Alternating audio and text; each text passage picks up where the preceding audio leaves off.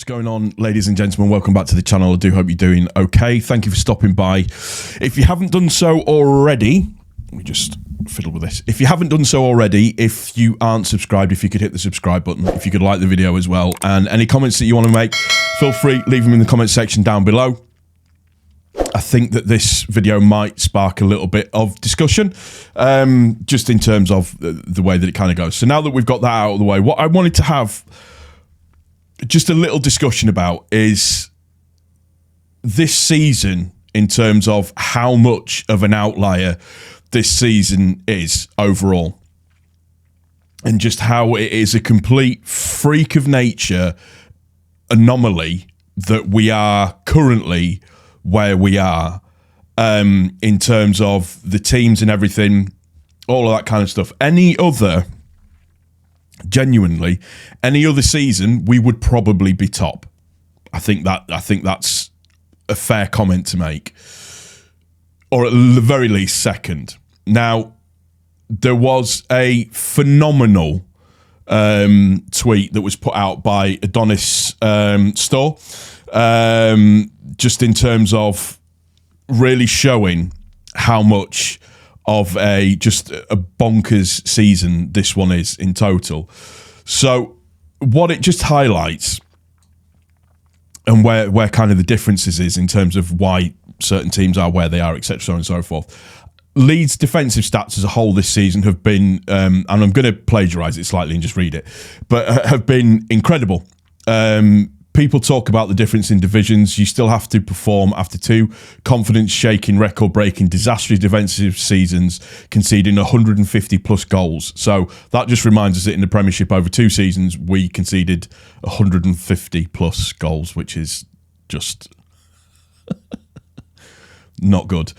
But in terms of when you look at the Championship, and yes, you have to take into consideration that the quality is slightly lower. However, in terms of errors leading to a shot on goal, Leeds have the fewest in the Championship. So in terms of individual errors, we are creating the least amount of chances for our opposition. I mean, and that's a stat that is actually really backed up in terms of the fact that we've only let in 3 goals so far this season. This year in 2024. And there's the stats that show sort of like the last 30 games, 20 games, 10 games, and we're kind of top of the league in each individual one.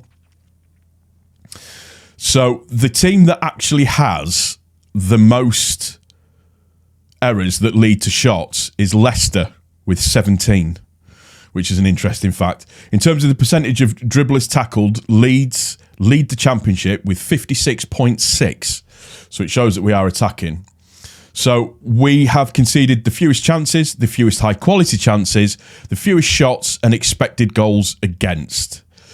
Meslier, and I want to bring this home again because Meslier has been, I think over the last 2 or 3 games, has been very, very important for us. And it's important that when certain aspects of what you're trying to do isn't working, that other people can step up to the plate and keep everything sort of on record and moving forwards okay, and Meslier did that quite well.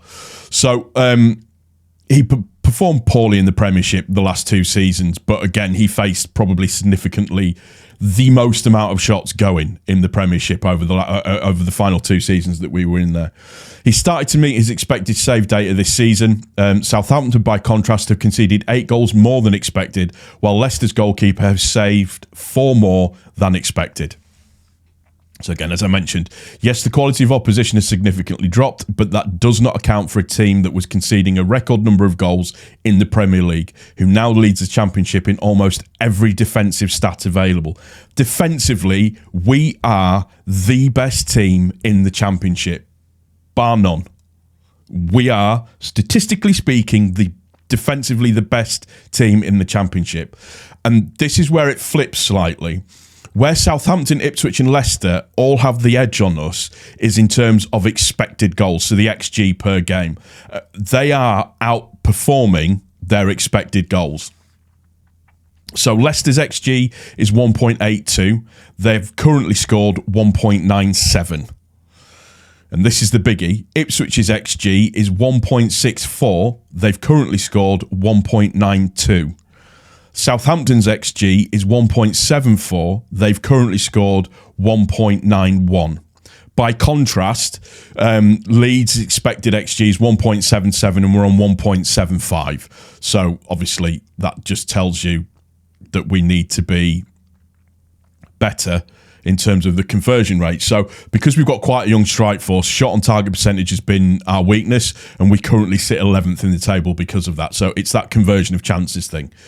But this is the bit that is the huge outlier this season, and the thing that's making this whole championship race just ridiculous. You've got Leicester, Ipswich and Southampton literally outperforming their XG by 0.2. All the team, I mean, Ipswich are nearly by 0.3, which is just bonkers. That is, in terms of, you could maybe argue, or not even argue, but you could maybe say, yeah, one, you could maybe understand, but there are 3 teams outperforming their XG by a country mile.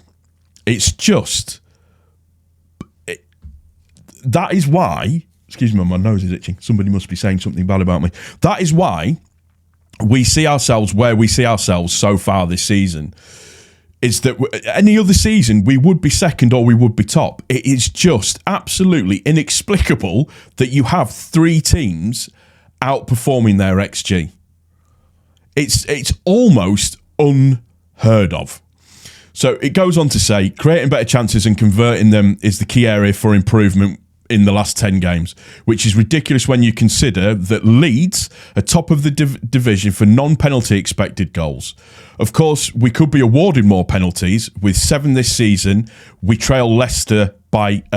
Leicester have had 11 penalties awarded this season, and I think we can all agree that they should have had a penalty against them in the last game.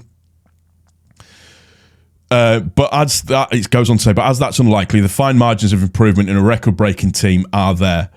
This is the key element of it. Such is the performance of the other teams around us this year, that as a team, we've broken a 92-year-old club record and a 53-year-old club record, and we still have to make some marginal gains to get into that top 2.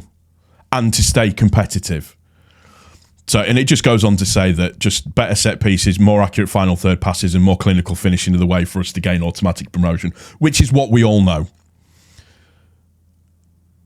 And I think all of these stats come from LUFC data overall, but that's the tweet that Adonis Store put out, and it really got me thinking, and I think I retweeted it as well.